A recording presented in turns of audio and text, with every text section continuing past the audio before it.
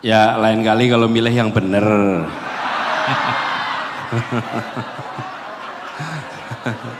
Iya.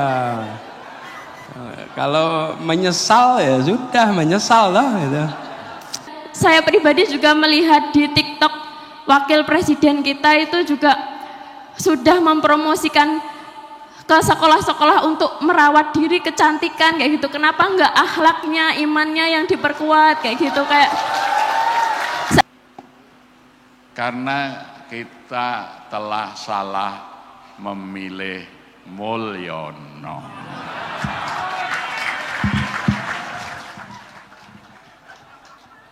Gara cari untung, beli Pertamax dapat Pertalite. Pilih Prabowo dapatnya Jokowi.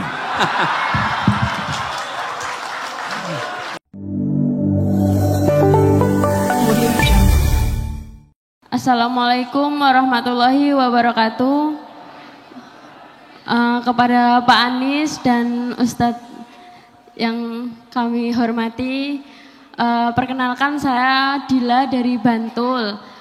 Di sini saya mencoba netral ya Pak, karena saya merasa banget kalau ekonomi dan segala hal ini tuh sangat membebani kehidupan di zaman sekarang.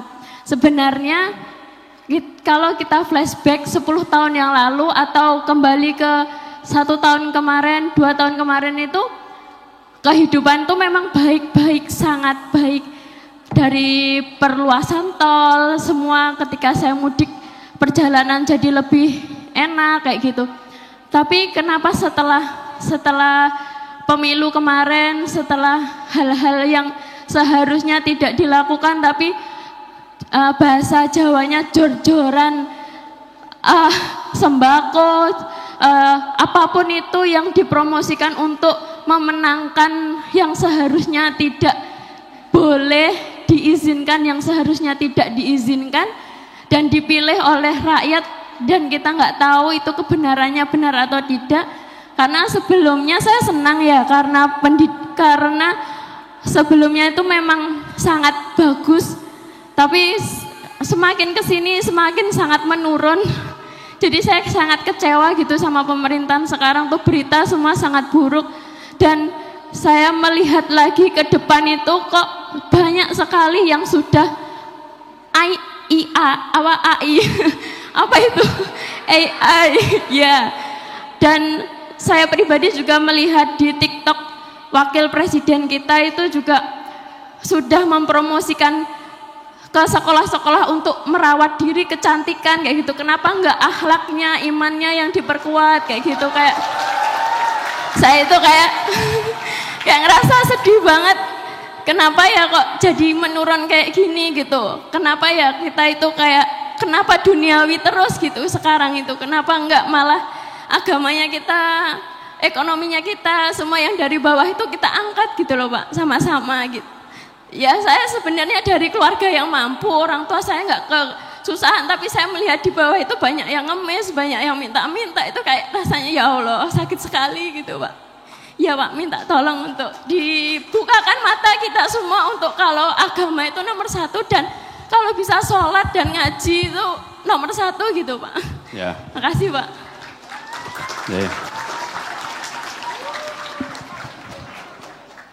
Ya lain kali kalau milih yang bener.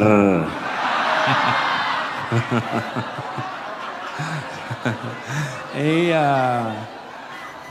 Kalau menyesal ya sudah menyesal lah gitu.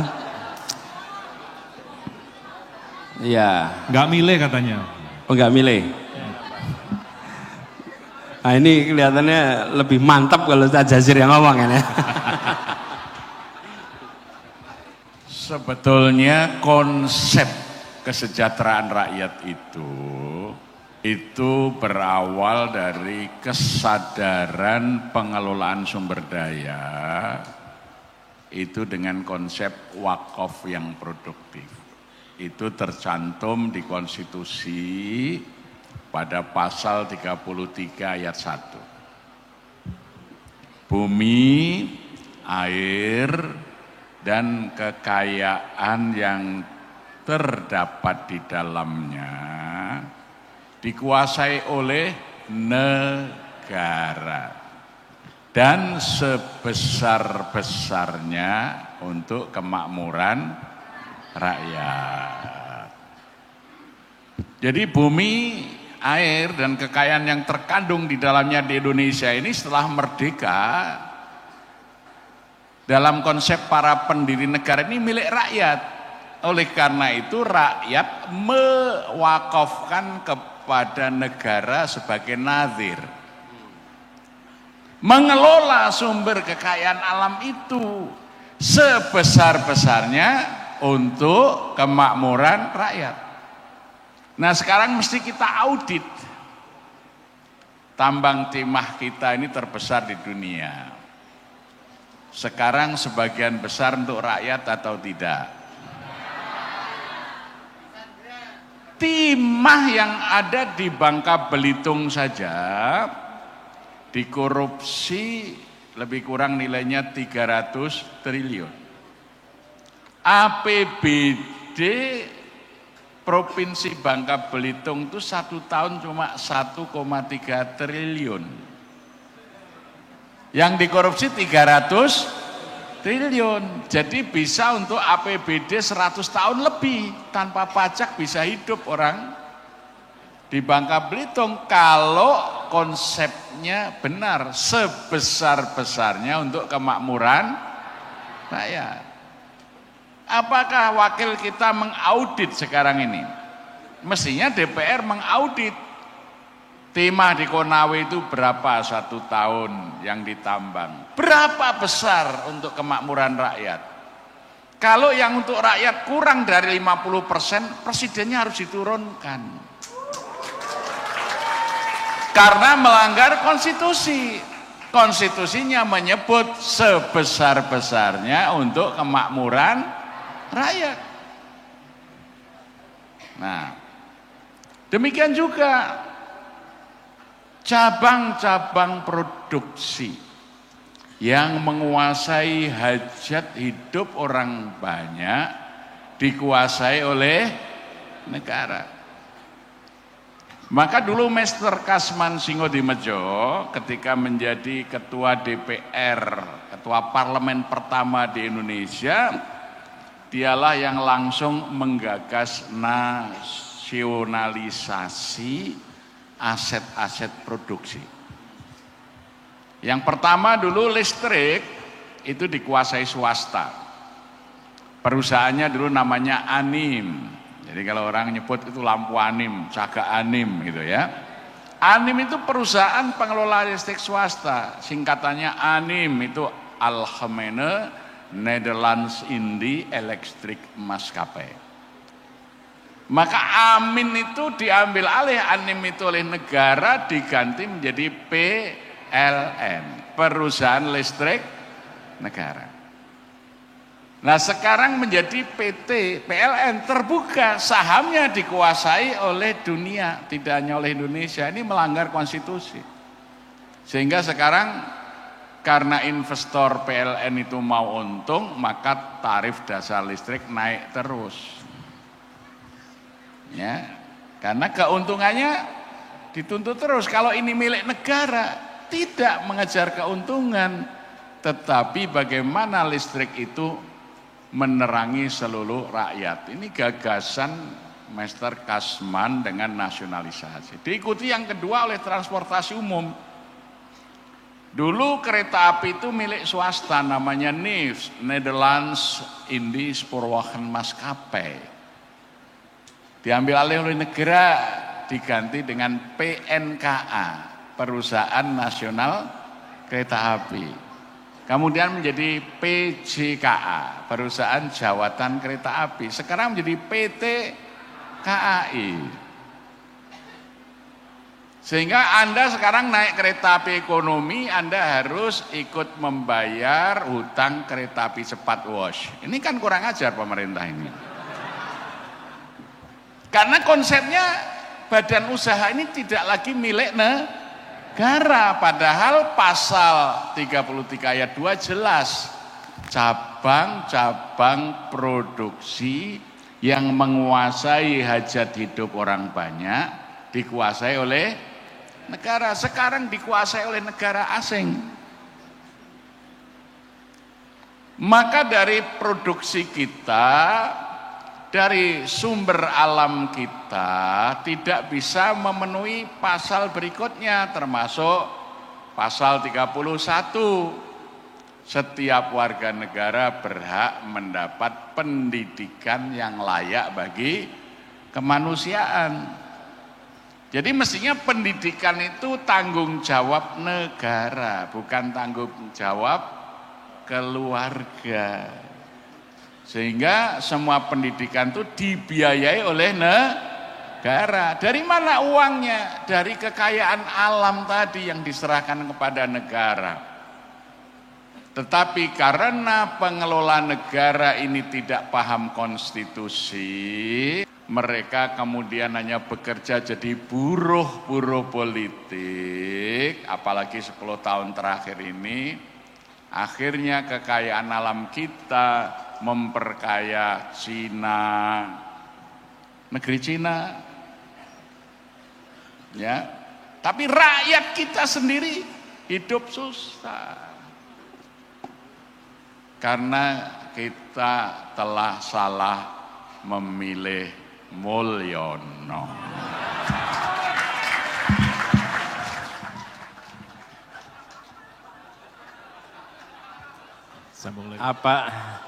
Apa ya masih perlu ditambahi? Sudah lengkap ini, Pak. Saya nggak nambahin, neruskan saja. Jadi ini ya Pak Ustadz Jazir, badan usaha milik negara.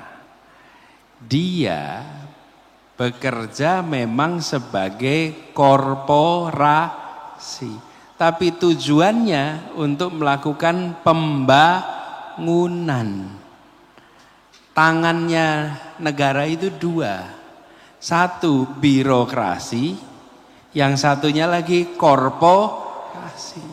Nah, kekeliruannya yang berada di korporasi merasanya ini seperti korporasi lain. Tujuannya mencari untung. Kalau korporasi milik negara, tujuannya mencari manfaat, bukan mencari untung. Beda ya, manfaat. Kalau manfaat, saya beri contoh nih, transportasi umum, dia dibuat dalam bentuk korporasi, bentuknya PT. Tapi tidak ditugasi untuk mencari untung, tapi ditugasi untuk memberi manfaat. Sehingga dia tidak dituntut untuk mendapatkan keuntungan, tapi dia dituntut untuk apa? Rakyat naik kendaraan umum, mengurangi kemacetan di jalan raya, mengurangi polusi udara, meningkatkan produktivitas. Kalau dihitung pakai uang, nah ini keluar uangnya banyak. Tapi manfaat yang diterima oleh rakyat lebih banyak. Nah, ini terjadi seperti disampaikan Ustaz Jazir. Satu, tidak lihat konstitusi. Dua, terlalu terpengaruh dengan pandangan yang namanya PT harus dapat untung. Tidak. Kalau milik negara. Dan prinsip negara tidak boleh berdagang dengan rakyat. Negara memberikan manfaat bagi rakyat, tidak berdagang dengan rakyat. Lah, hari ini justru negara bikin PT untuk berdagang dengan rakyat. Loh, negara kok dagang sama rakyat? Ya karena negara cari untung, beli Pertamax dapat Pertalite. Pilih Prabowo dapatnya Jokowi.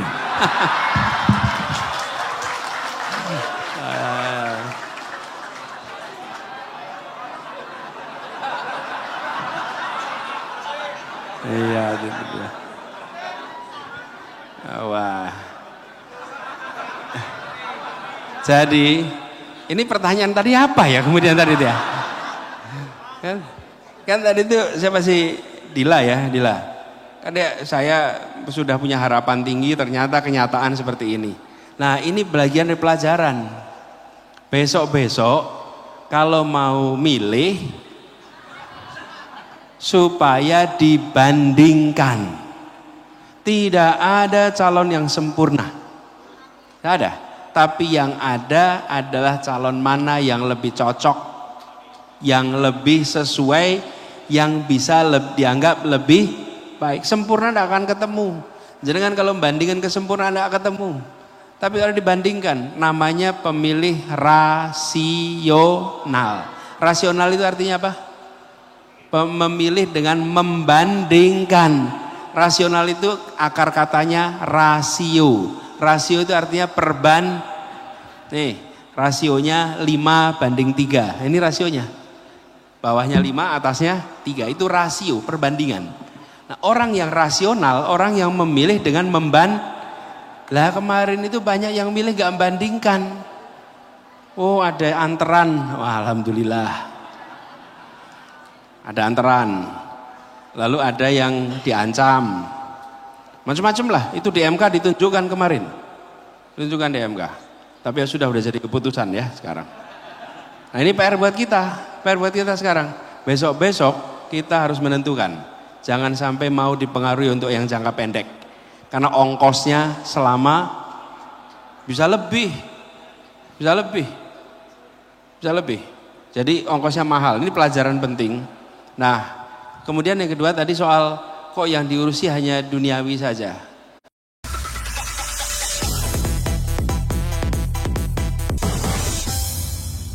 Hanya dengan 100.000 Bapak Ibu bisa wakaf Al-Quran dan didoakan oleh para santri penghafal Quran. Salam. Ini penting, pemimpin harus memberikan pedoman bahwa negeri ini visinya apa, misinya dikatakan terus menerus. Dan ini dikatakan ini, negeri ini bukan hanya sekedar untuk membangun raganya, tapi membangun jiwanya. Mulainya dari jiwa dan raga ini. Terus menerus diingatkan, kalau tidak bisa. Begitu ya, meneruskan aja, makasih. Oke. Ya, salah satu sebab itu pengurus masjid melarang bicara politik. Maka hendaknya masjid-masjid itu menjadi pusat pendidikan politik. Ya. Jadi kalau ada yang melarang bicara politik di masjid itu mesti raja. Itu misalnya Raja Jawa dulu yang bodoh itu. Sekarang namanya Raja Juli Antoni. Ya, terima kasih.